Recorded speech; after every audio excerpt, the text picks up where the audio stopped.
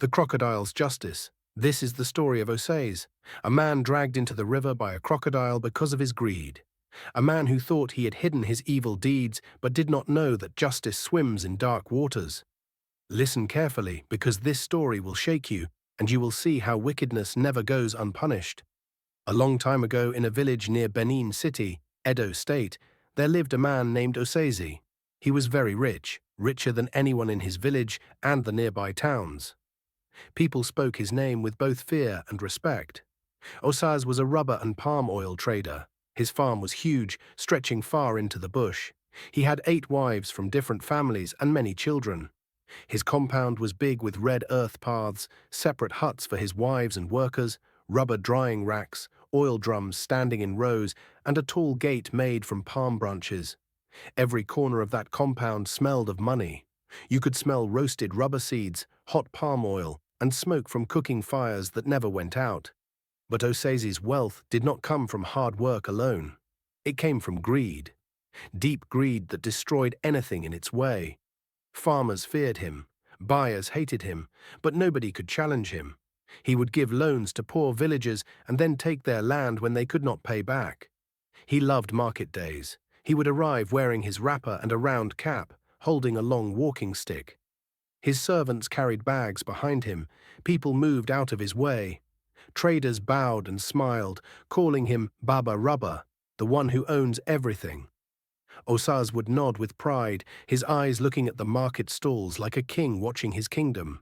When he bought things, he argued until the seller almost cried. When he sold, his price was final. No bargaining allowed. Even at home, power showed in everything he did. Mama Esohe, his first wife, was the only one brave enough to speak to him. The younger wives moved like shadows, always rushing to avoid his anger. He never showed love. His children feared him more than they loved him.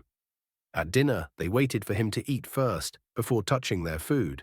No one spoke unless he spoke to them first. His sons learned never to ask too many questions. His daughters were married off at 16 to men Osaze chose. His workers, mostly young boys from nearby villages, worked from morning until night. They harvested rubber, carried heavy sacks, boiled palm fruits, cleaned the compound, fetched firewood, and ran errands. If they made small mistakes, they were beaten.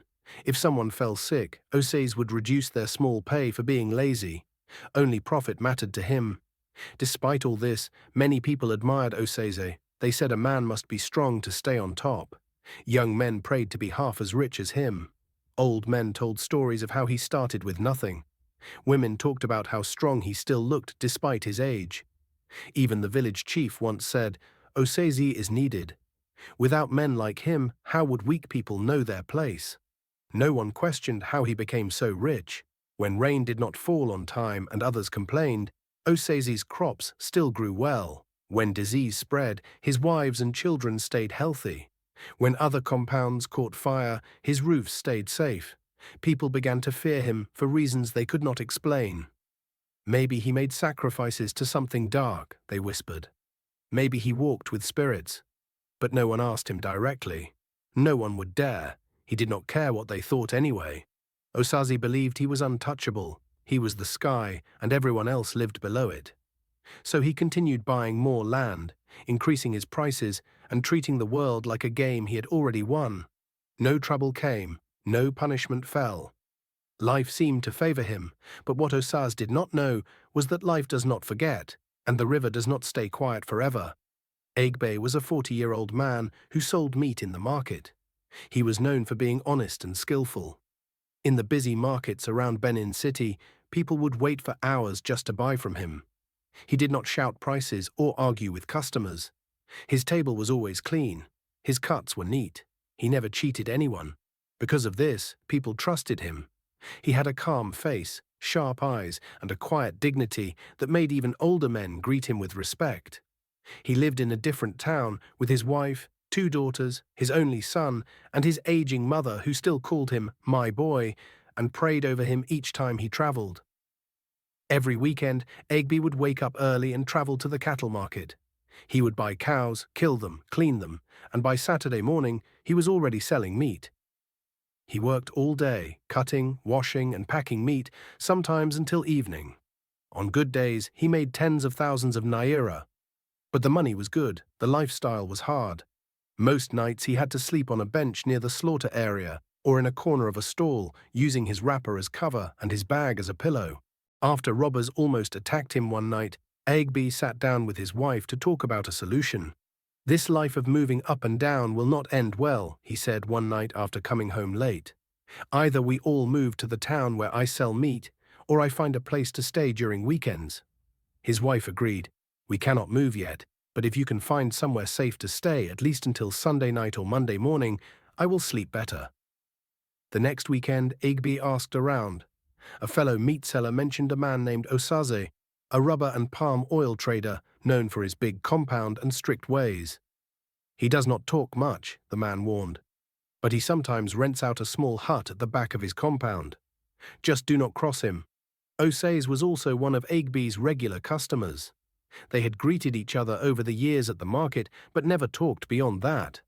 That evening, when Eggby saw Osaze standing beside his truck, watching workers offload rubber, he approached with respect. "Good evening, sir," he said. "My name is Eggby. I am the meat seller from the main line." Osaze looked at him briefly and smiled. "My meat friend?" he asked. "Yes, sir, I am the one. I was wondering, I heard you have a room you rent out. I only come to town during weekends for my business. My wife and children are in another town, but the nights here are not safe anymore. I am looking for somewhere I can stay from Friday night until Monday morning if possible." There was silence. Then Osaze spoke. "There is a small hut near the back. Nothing special. You will sweep your corner before leaving, keep it clean, and pay me 300 naira a month." "Thank you, sir. I will not disturb anyone." Just like that, Eggby began staying in Osaze's compound. The hut was small, just enough space for a mat, a stool, and a wooden box. But it was safe, and that was all Eggby needed. Every weekend, he would come in after market sales, sweep his corner, warm his food, and sleep. On Monday mornings, he would go home to his wife and children. Sometimes his mother would pack dried fish for him to give to the kind rubber man who let him stay at his place. At first, Osaze barely noticed him. He was too rich to care about a meat seller. But slowly, something changed. He began to pay attention. Eggby's bag was always full. His business was doing well. Some nights when Eggby came back from the market late, Osaze would call out from his chair under the tree, "Meat seller, come and eat something." They would sit together and talk. Eggby spoke freely about family, market prices, and how business had been kind to him lately. He was not boasting. He was just open by nature. "How much do you make on a good weekend?" Osaze asked one night. "Sometimes I make 10, 20, or even 30,000 on weekends," Eggby said, drinking cold water.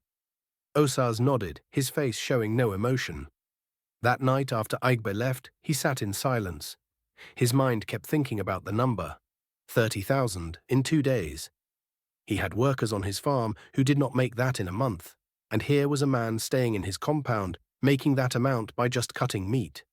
It made his heart tight with envy. Once Eggby brought his wife to greet Osaze. She was a gentle, respectful woman who knelt and gave him dried fish wrapped in leaves. "I just came to say thank you for looking after my husband," she said. Osaze nodded but said nothing. He watched the way she smiled at Eggby as they walked back to the hut. That night, while chewing cola nuts, he said to himself, "Even meat sellers have good wives." But inside him, something dark was growing. It was not hate or anger, it was envy. Quiet, dangerous envy. Eggby did not see it. He was still greeted with warmth. He never knew that the man who shared food with him at night had started watching his every move, counting his footsteps, looking at the weight of his bag, and wondering how much money was inside it. On one Saturday evening, the market had closed late. The smell of roasted meat and palm oil still hung in the air. When Eggby walked into Osaze's compound, his face showed satisfaction from another successful weekend. He had sold everything. His wrapper was dusty from the road, his hands smelled of meat. The small leather bag across his shoulder was heavy with cash. He dropped his load inside the hut, washed his hands, and walked to the main compound to greet his landlord before sleeping. Osaze sat on his wooden chair under the mango tree, drinking palm wine and eating roasted yam. The lamp beside him burned low, making long shadows on the ground. When he saw Eggby coming, he smiled slightly. "Meat seller," he said, "you came back late today."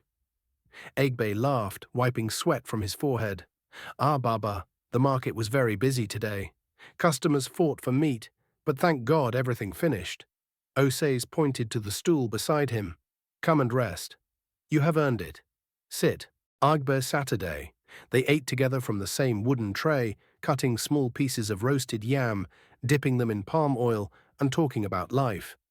Eggby was relaxed, talking like a man with nothing to hide. "Business has been good," he said.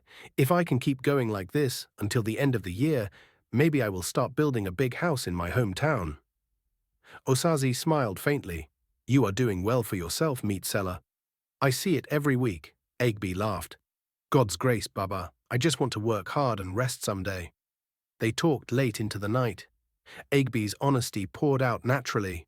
He did not notice how Osaze's eyes showed envy or how his fingers tapped on the stool, calculating. By the time Eggby finished eating and stood up to go, the evil thought had already grown in Osaze's mind. "Baba, thank you for the meal," Eggby said. "I will be traveling tomorrow afternoon. Since I sold everything today, there is no need to stay until Monday. I need to reach home before evening rain." Osaze nodded slowly. "Safe journey, my brother. Travel well." But that night, long after everyone had gone to bed, Osaze called two of his boys, young, quiet men who worked on his palm oil line. He stood in his yard with a wrapper around his waist, his voice low but firm. "You see that meat seller who stays in the back hut?" he said. They nodded. "He is traveling tomorrow. He passes the narrow path after the Ikpoba River. Wait for him there. Do not bring his body back here. Just make sure you collect all his money. Do you understand?" The boys looked at each other nervously. "Baba, what should we—" "Just do what I asked you to do and make sure you bury him well. Nobody must hear or see anything." He turned back toward his room without another word. The next day, the sky was calm. Eggby packed his things, cleaned the hut, and greeted the wives in the compound. "Tell Baba I have gone," he said cheerfully. He put his bag across his chest, waved, and walked out through the gate. His sandals kicked up red dust as he headed for the bush path that led home. He never saw them coming. Halfway through the narrow road by the river, the two boys stepped out from behind the trees. There was a brief struggle, short and silent. They made it quick. His body moved once, then went still. The sound of birds returned slowly as if nothing had happened. They dug a shallow grave at the edge of the forest. The soil was soft from last week's rain. They dropped the body inside, covered it with sand, and dragged leaves over it. Then they took his money and other things and ran away. When Osaze heard that it was done, he only nodded, poured himself palm wine, and said, "May the soil cover what it must." He did not sleep that night, but he did not look guilty either. To him it was business, just another deal. By Monday night, Eggby's wife began to worry. He never missed coming home after the market. At first she told herself maybe it rained heavily, and he decided to wait. By Tuesday morning, she could no longer sit still. She left the children with her mother-in-law and went to the town where he sold meat. When she arrived at the market, she asked everyone she saw, "Did you see my husband, Eggby? The tall meat seller?" They said yes. He sold all his meat on Saturday. Immediately, she began shaking. Her eyes were swollen, her legs weak. She decided to go to Osaze's compound. When she reached the gate, she knocked 3 times before anyone answered. One of the wives came out and stared at her. "I am looking for Baba," the woman said softly. "I am Eggby's wife." Osaze came out a few moments later, wrapping his towel around his shoulder. He looked surprised, or so it seemed. "Ah, you are Eggby's wife, right? He left on Sunday. I was looking forward to seeing him again on Friday." His voice carried concern and confusion. "This is strange. Very strange. We must look for him." Together they began to search. Osaze gathered some of his workers, shouting orders, making noise so everyone could see his worry. "Check the bridge. Search the bush path. Come." They walked through the bush paths, shouting Eggby's name, pretending to call. The wife followed behind, crying. Hours passed. The sun burned and then began to fade. Then at the edge of the forest, near the Ikpoba River, one of the men shouted, "Baba, come! Come see something." The others rushed forward. The soil there looked disturbed, loose and uneven with patches of fresh leaves. When they dug a little, the smell hit first. Then they saw a piece of cloth. Then his face. Eggby's wife collapsed before anyone could touch her. Her cry tore through the air like thunder. She screamed his name over and over until her voice broke. "No, no, no." He was just here. He said he was coming home. The men covered their faces. Nobody could look at her for long. Osaze fell to his knees, beating his chest. What kind of wickedness is this? Who would do such a thing in my own area? God, show us the evil hands behind this. He shouted louder than everyone, swearing he would not rest until he found the killers. The people believed him. They called him a kind landlord. They said, "Even Baba Osaze is crying." But as they carried Eggby's body away, Osaze's face became hard for just a moment. It was brief, but it was there. A look of cold relief. Nobody noticed. The wife was on the ground shaking and crying. The others were busy talking. But the earth had already taken note, and from that day peace quietly left his compound. When Eggby's wife returned home, the compound felt too quiet. She tried to hold herself together, but her legs shook as she entered the house. Eggby's mother, old and bent with age but still alert, sat in her corner chair peeling cassava into a bowl. She looked up with a smile, expecting her son to walk in behind his wife, maybe carrying meat or dried fish from town like he usually did. But when she saw her daughter-in-law's face wet with sweat, lips shaking, eyes already flooded with tears, the cassava slipped from her hand. "Where is Eggby?" she asked, her voice rising in panic.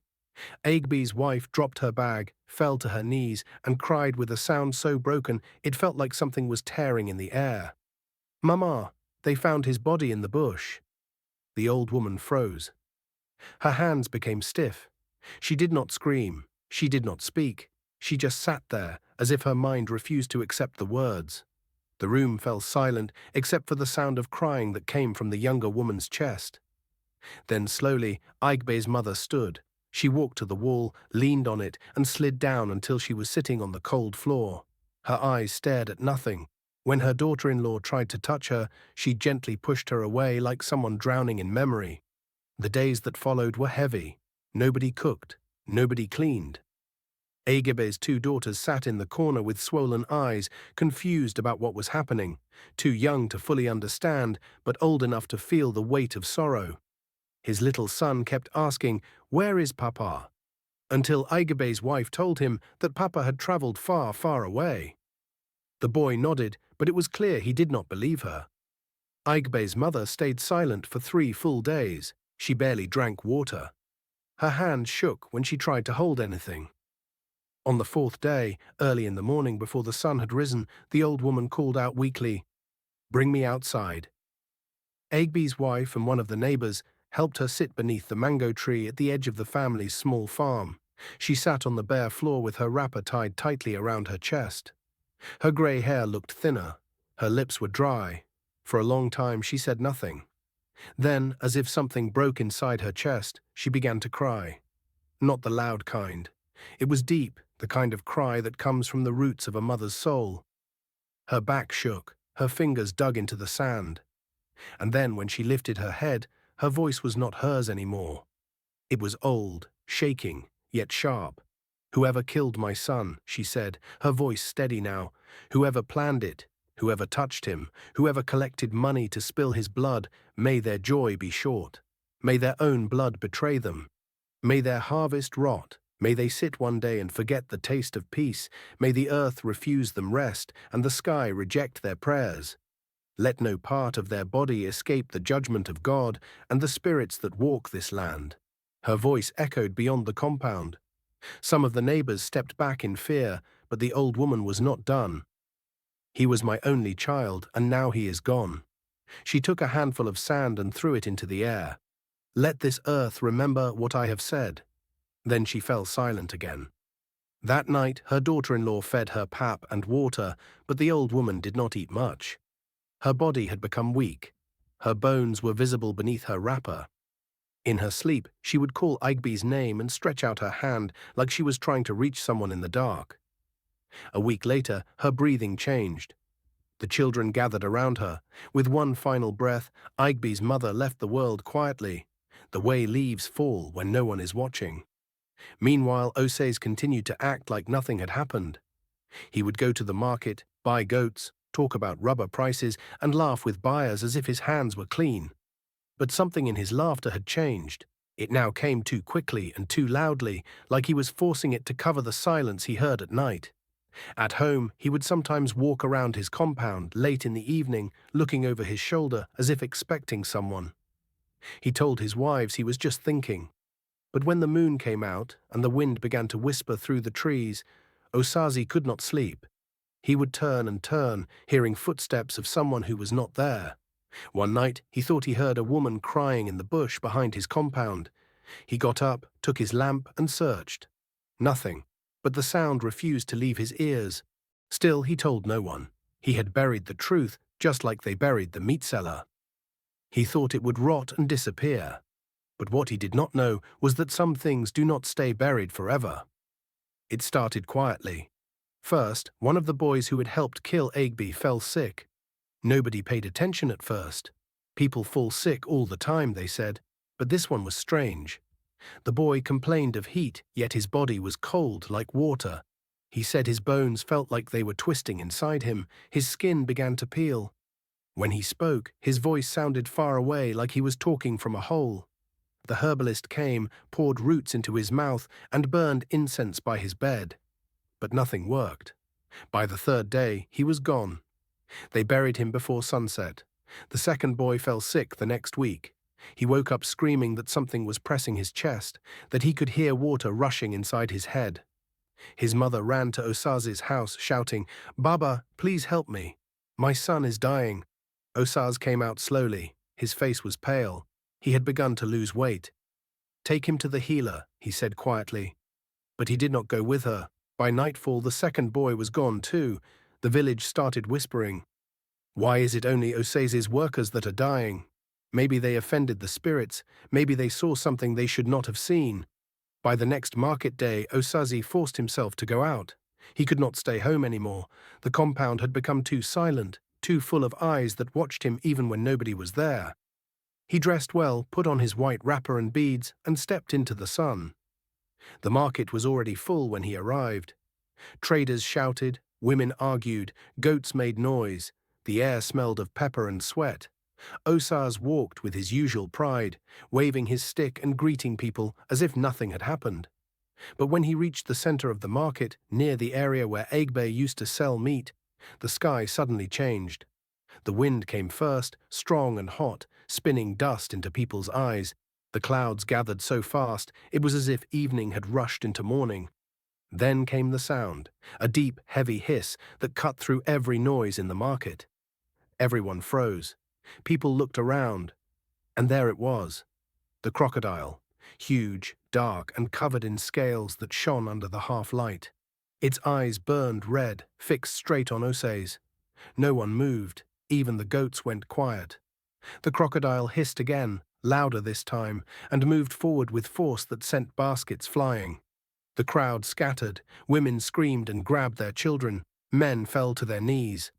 Dust filled the air. Before anyone could understand what was happening, the creature moved fast. Its jaws grabbed Osaze by the waist, lifting him off the ground. The market erupted. People shouted, "Yay! The crocodile has carried Baba Osaze." Some ran. Others stood frozen, watching in disbelief as the crocodile moved toward the direction of the river. Osaze screamed. His cap fell off. His stick dropped. His white wrapper tore like paper. "Help me! Help me!" he shouted, but his voice was drowned by the wind and the screams of the crowd. The crocodile dragged him through the market, past the stalls, down the path toward Ikpoba River. People followed from a distance, too afraid to come close. By the time they reached the riverbank, the crocodile had pulled him to the water's edge. Then suddenly, it let go. Osaze fell on the ground like a sack. The market crowd that had followed screamed. Women covered their eyes. He did not die. He was still breathing, groaning. His body was twisted. His legs were bent in wrong angles. The crocodile stood beside him, opened its jaws wide, and let out one final hiss before sliding into the river and disappearing. The whole crowd stayed still. Nobody moved to help him. It was as if everyone knew they had just seen something holy and terrible at once.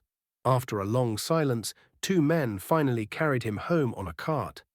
His wives screamed when they saw him. His arms were swollen, his face was bruised, his bones were broken, but the real damage was deeper. Something inside him had broken. Something no bone setter could fix. From that day, Osaze's body began to decay. His skin peeled, his joints twisted. His breath carried a smell that made even his wives step back when he spoke. He called herbalists from 3 villages. None could help. The sickness grew worse. He could not walk again. He lay on his mat, shaking. His eyes were sunken. His voice was weak. Every night he would scream that he could hear water moving outside his window. His wives would run to hold him, but the moment they did, the air would become cold and heavy. They would all hear it too. The slow, steady sound of water flowing above the roof. The first few nights they thought it was imagination, but it came again and again, always at the same time, always just before the last cockcrow. His children began to cry in their sleep. The workers started leaving one by one, saying they could not stay in a house where the wind sounded like death itself. By the second week, the smell from his room had become unbearable. His skin had started to crack open like old leather. The herbalist said, "This is not sickness. This is justice." By the third week, Osaze's cries could be heard across 3 compounds. The smell from his room had driven even his last wife away. His sons no longer came near. His skin had turned dark and scaly. His breath was sour with rot. One evening, as the sun began to set and shadows crept into his room again, Osaze sent for Eggby's wife. He could no longer stand. His voice barely left his throat, but he told one of his remaining workers to find her, to beg her to come.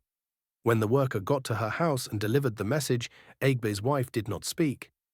She stood up, tied her wrapper tighter, wiped her hands on her cloth, and followed him. When she entered Osaze's room, the air inside was thick with decay. Flies buzzed. The once powerful man lay like a rotting log on his mat. His eyes were hollow. His body was reduced to bones and sores. But he saw her and he cried, real tears flowing down his cracked cheeks. He tried to sit up, failed, and stretched out a shaking hand. "Forgive me," he cried. "I did it. I killed your husband. I sent boys to bury him like a goat. I lied. I watched you cry and searched with you, knowing the truth. It was me. All of it was me. I was not supposed to do that to Eggby. He was a good man and had become my friend. I am really sorry." The room went still. People outside the window held their breath. Eggby's wife stood in silence for a long time, her eyes fixed on the dying man before her. Her chest rose slowly, then dropped. She took one step closer, looked at him like she was staring at a snake, and then she spat on his face. "You killed my husband," she said, her voice shaking with anger. "You cursed my children. You dragged an innocent man into the soil, and now you want what? Forgiveness? I give you dust. May your tongue rot in your mouth. May your spirit never find peace. Let vultures eat your bones. You will die like the snake you are." Without waiting for a reply, she turned, fixed her wrapper, and walked out. Later that night, when the sky turned red behind the hills and every bird had disappeared from the trees, the crocodile returned. Osaze's compound shook. It appeared in the center of the compound with a sound that cracked the earth. Its sharp eyes were fixed on the door to Osaze's room. Step by step, it walked forward. Inside, Osaze had already wet himself. His bones ached. His body was barely holding on, but he could feel the force coming. "Please," he cried, "please, I have confessed. I told her. I told them. What else do you want from me? But justice does not answer to tears." The crocodile tore the door off its frame. With one move, it grabbed Osaze off the ground. His thin arms moved wildly. His mouth was open in a silent scream. It dragged him out of the room, across the compound, and toward the river. The village watched in horror. Some fainted, Others ran, his body twisted in the crocodile's jaws as they moved toward the water. They reached the riverbank. The crocodile pulled him into the dark water. The river swallowed them both. The water splashed once, twice, then became still. No one slept that night. They said the sound of water could be heard moving through the village until dawn, as if announcing that justice had been served. For days, Osaze's name was on every tongue, but no one dared go looking for him. It was 3 fishermen from the village who found the body. They had gone to the river to catch fish. There, by the muddy bank deep in the forest, they saw it. A man's body, half-eaten, lying among crocodile tracks. His head was crushed, his chest was torn open, his bones were cracked like dry sticks. But somehow they recognized the face, what was left of it. It was Osaze. They did not touch him. They did not even come close. They ran back, shaking, and told the elders what they had seen. The elders went later to confirm. When they returned, they announced it to the people. Osaze had been judged by the spirits, taken by the crocodile, and delivered to the river where nature feeds. From that day, his compound was abandoned. No one moved in. Not even his sons returned. His land grew wild with weeds. His house fell apart with time. Birds refused to nest in the trees that once gave shade to his wealth. But the villagers remembered. They told the story to their children, who told it to their own. The story of the man who buried his friend for money and was buried by the very justice he tried to escape. And as this tale ends, let these words stay in your mind. In this world, nothing hides from the eyes of justice, and we should learn to speak less about our success, because envy lives in the hearts of men. The end of the story. Thanks for watching. Please subscribe to this channel for more content like this. Make sure you drop your comment and share your thoughts with us. Thanks.